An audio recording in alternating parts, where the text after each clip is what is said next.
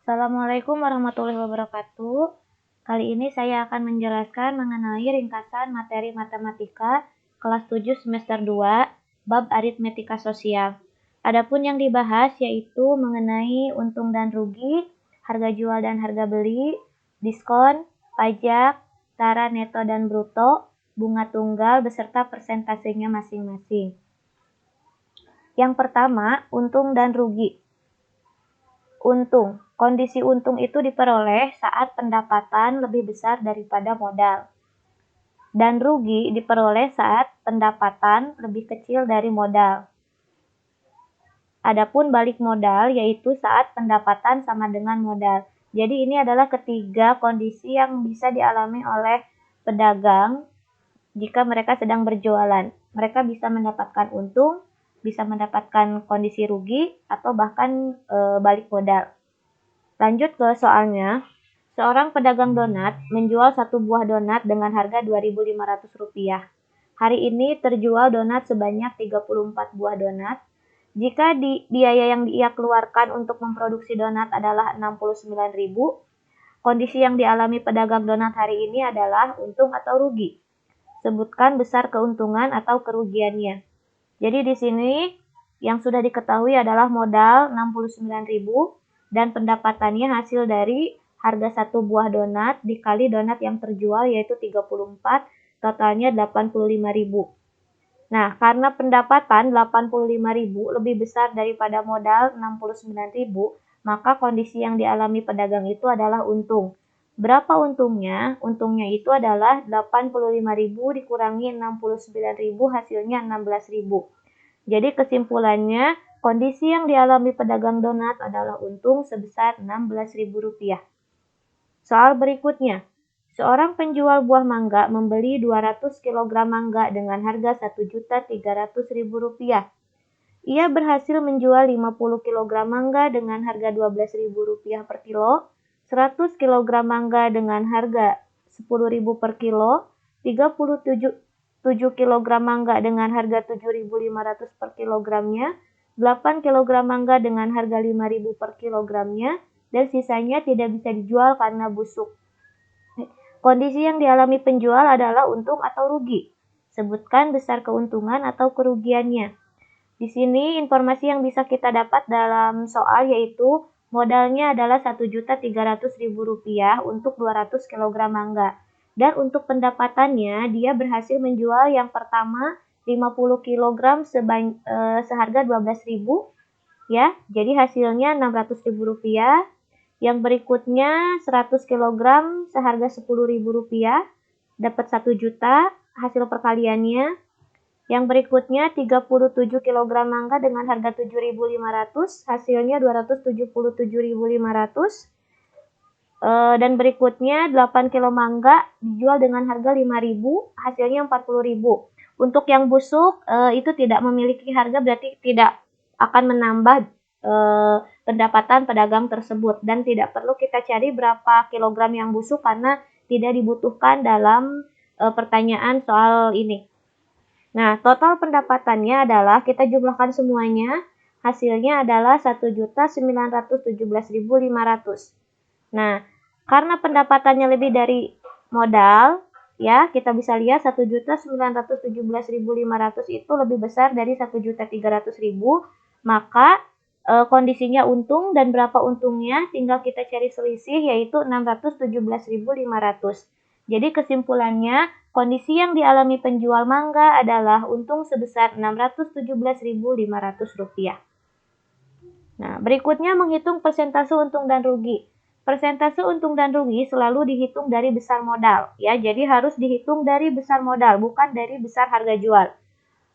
Persentase rumusnya yaitu kalau kita mencari untung, kita rumusnya untung per harga modal, untung per modal kali 100%, atau jika rugi, berarti rugi per modal kali 100%. Soalnya seperti berikut. Rita membeli sepatu dari toko online yang harganya Rp200.000. Ternyata sepatunya kebesaran dan muat di kaki temannya yaitu Sani. Rita menjual sepatu kepada Sani dengan harga Rp180.000. Berapa persen kerugian yang dialami Rita? Kita tahu modalnya Rp200.000 harga jualnya 180.000, maka dia rugi Rp20.000. Cara menghitung persentasenya yaitu rugi per modal kali 100%. Ruginya adalah 20.000 dan modalnya adalah Rp200.000 kali 100%, hasilnya 10%. Kita sederhanakan dulu, di atas 0 ada 4, di bawah 0 ada 5, berarti masih sisa 1 jika kita bagi ya dengan 10.000. Jadi hasilnya persentase ruginya adalah 10% dari modal tersebut. Yang kedua adalah ayah Doni membelikan Doni PSP saat berusia 12 tahun. Saat itu harganya Rp900.000. Karena sekarang Doni sudah berusia 20 tahun, ia berniat menjual PSP miliknya. Ia berhasil menjual PSP dengan harga Rp1.200.000 dikarenakan PSP miliknya sudah langka atau tidak diproduksi lagi. Berapa besar persentase keuntungan yang dialami Doni? Kita tahu modalnya Rp900.000, harga jualnya Rp1.200.000, maka dia untung Rp300.000. Persentase untungnya, untung per modal kali 100%, yaitu Rp300.000 per Rp900.000 kali 100%. Kita gunakan perhitungan yang sama, sederhanakan dulu. Yang bisa kita sederhanakan atas dan bawah, hasilnya 33, 1/3%. Nah, kesimpulannya, jadi persentase untungnya adalah 33, 1/3% dari modal. Berikutnya, kita menentukan harga jual dan harga beli. Kita bisa menggunakan rumus andalan yang seperti sebelum-sebelumnya, yaitu ditanyakan per diketahui kali diketahui. Ini harus dengan ukuran yang atau satuan yang sama ya. Jika persen ya bentuknya persen, jika rupiah bentuknya rupiah ya, untuk yang ditanyakan per diketahuinya. Harga jual atau disingkat HJ. Harga jual itu adalah harga untuk barang yang dijual. Sedangkan harga beli kita singkat dengan HB adalah harga untuk barang yang dibeli. Harga jual itu sama dengan pendapatan jika dalam untung dan rugi, dan harga beli itu sama dengan halnya modal. Dan modal itu selalu 100%. Sedangkan pendapatan persentasenya mengikuti untung atau rugi. Jika dia untung, maka pendapatannya persentasenya akan persentase modal ditambah persentase untung, karena sifatnya untung itu menambah modal. Atau jika dia rugi, maka persentase modal dikurangi persentase rugi, karena rugi itu sifatnya mengurangi dari modal. Soalnya, seorang pedagang kerudung membeli kerudung dengan harga Rp20.000 per buah. Jika ia menginginkan keuntungan 70% dari setiap kerudung, berapa harga jual kerudungnya?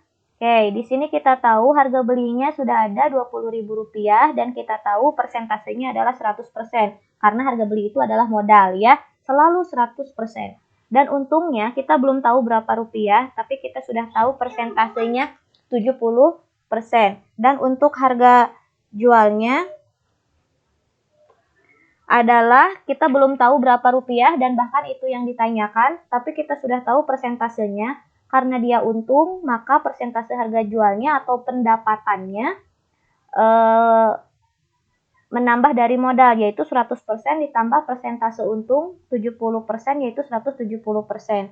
Kita menggunakan perhitungan rumus yang ini, yang ditanyakannya adalah harga jual, yang diketahuinya harga beli. Nah, jadi harga jualnya itu yang diketahuinya kan dalam harga jual itu masih dalam bentuk persen, maka kita gunakan persennya. Maka harga beli yang di bawah juga bentuknya harus yang persen, yaitu yang 100%, dan di sini dikali yang rupiahnya 20.000. Hasilnya kita gunakan sistem penyederhanaan atas bawah ya, dibagi dulu dengan bilangan yang sama supaya lebih sederhana. Hasilnya Rp34.000. Nah, yang pertama kita coret dulu persentasenya ya, kita sederhanakan dibagi ya.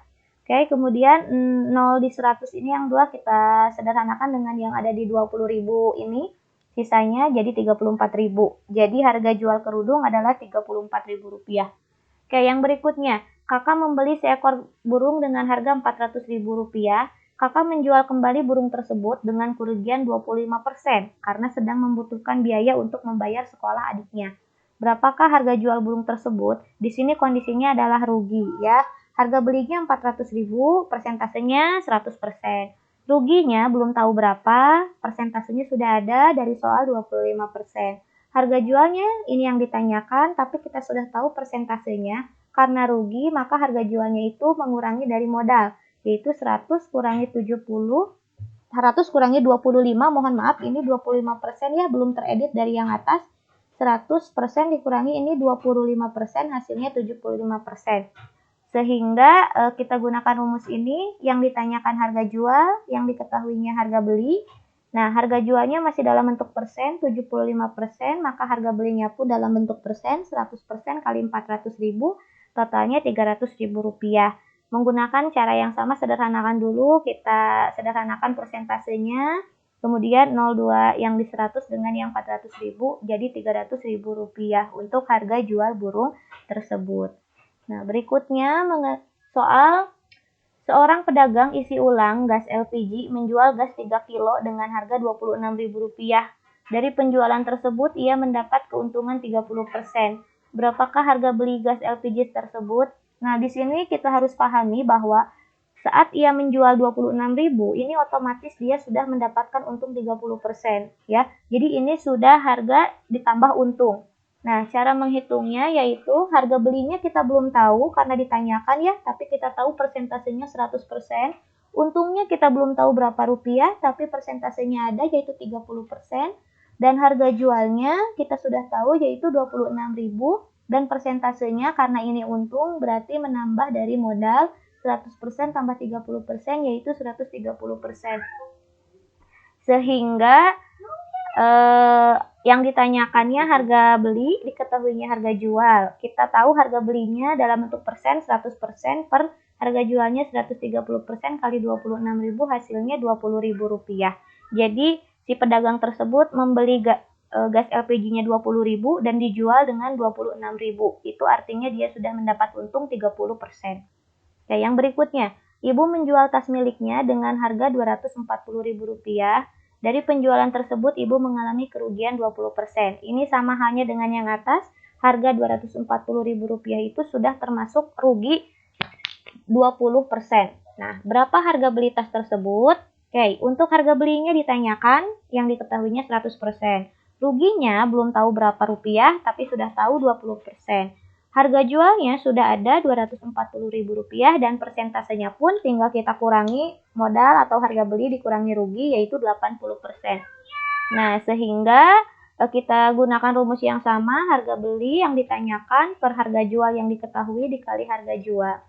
Oke, jadi harga belinya 100% per yang harga jual diketahuinya 80% kali Rp240.000 jadi Rp300.000 untuk harga beli tas tersebut.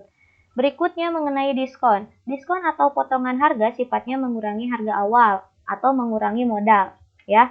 Jadi diskon itu kayak subsidi ya, diberikan oleh toko dan kewajiban kita dikurangi untuk membayar barang tersebut. Oke, soalnya Tony membeli kemeja di sebuah swalayan dengan harga Rp350.000. Karena memiliki kartu member, maka Tony berhak mendapat diskon 10%. Berapa harga akhir kemeja yang Tony beli dan berapa rupiahkah besar diskonnya? Oke, harga awalnya Rp350.000 yaitu 100%. Ya, ingat harga awal itu modal, berarti harus selalu 100%. Diskonnya kita belum tahu berapa rupiah, tapi persentasenya 10%. Dan untuk harga akhir yang ditanyakan, tapi persentasenya kita sudah tahu yaitu 90%. Jadi karena diberikan diskon 10%, maka kewajiban kita membayar hanya 90%. Oke, gunakan rumus yang sama, yang ditanyakannya harga akhir, diketahuinya harga awal. Harga akhirnya 90% per harga awalnya 100% dikali rupiah harga awal yaitu Rp350.000, hasilnya Rp315.000. Ditanya berapa besar diskonnya, kita tinggal hitung harga awalnya Rp350.000 dikurangi Rp315.000 jadi Rp35.000. Kesimpulannya adalah harga akhirnya adalah Rp315.000 dan besar diskonnya Rp35.000. Yang berikutnya, setelah mendapat diskon sebesar 30%, harga dompet tersebut menjadi Rp140.000. Jadi ini harga setelah diberikan diskon 30% menjadi Rp140.000. Harga awal dompet tersebut sebelum mendapat diskon adalah, harga awal kita belum tahu, tapi persentasenya 100%. Diskonnya juga belum tahu berapa rupiah, tapi kita tahu 30%. Dan harga akhirnya sudah tahu 140% dengan persentase 70%, karena sudah dikurangi diskon 30%. Jadi, kita masukkan lagi ke rumus, harga awal yang ditanyakan, harga akhir yang diketahui. Harga awal 100%, harga akhir 70% dikali rupiah harga akhir yaitu 140.000. Jadi harga awalnya Rp200.000. Setelah mendapat diskon 30% menjadi Rp140.000. Oke, untuk pajak. Pajak sifatnya menambah harga awal ya. Oke, sebuah toko frozen food membuka pemesanan secara online di aplikasi delivery Jack Jack. Setiap toko wajib menaikkan harga jual sebesar 3% dari harga jual awal. Jadi kalau misalkan dia mau memasang jualannya di aplikasi tersebut, maka wajib menaikkan 3% dari harga jual yang biasa dia jual di tokonya. Jika harga jual di toko untuk satu bungkus donat kentang adalah 16.000, berapa harga jual satu bungkus donat kentang tersebut jika di aplikasi tersebut?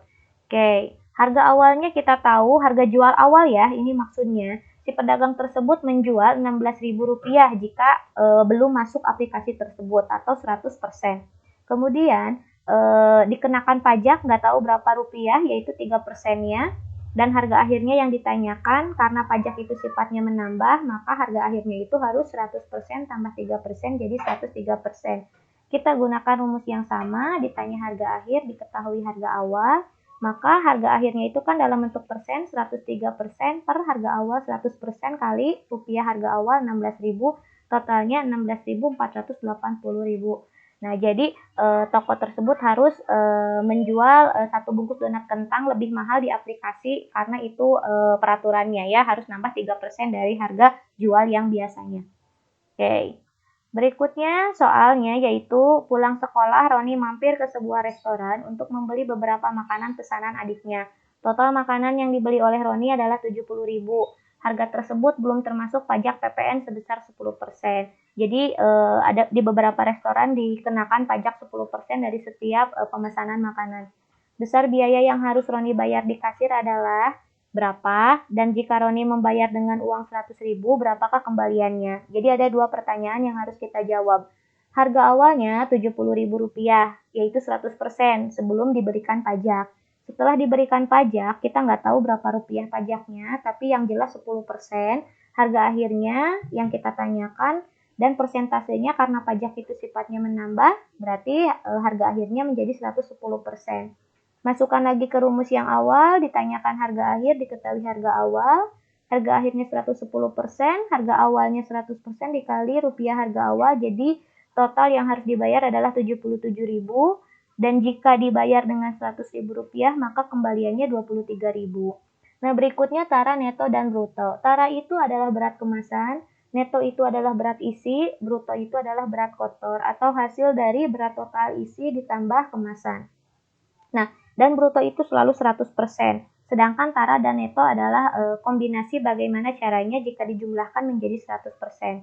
Kita misalkan ini adalah kemasan Pringles ya, dan ini ditambah dengan isi dari Pringles tersebut, maka jika disatukan menjadi kemasannya adalah tara, ditambah dengan isinya neto, akan sama dengan bruto, isi dan kemasannya. Nah, sehingga kita punya rumus yaitu jika mencari bruto atau B, tinggal tara ditambah neto. Sedangkan untuk mencari tara, bruto dikurangi neto, dan untuk mencari neto, bruto dikurangi tara. Nah, soalnya, berat botol berisi madu adalah 827 gram. Jika berat botolnya saja 27 gram, maka berat madunya saja adalah, botol berisi madu itu adalah bruto 827 gram, dan kemasannya adalah 27 gram, sehingga netonya tinggal dikurangi bruto kurang tara jadi 800 gram. Oke, nah berikutnya soal berat total sebuah peti berisi mangga adalah 100 kilo. Jika berat petinya 2%, maka berat mangganya adalah, brutonya itu 100 kg atau 100% dalam bentuk persennya.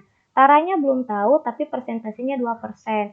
Sehingga netonya kita tahu persentasenya tinggal dikurangi tara yaitu 98%.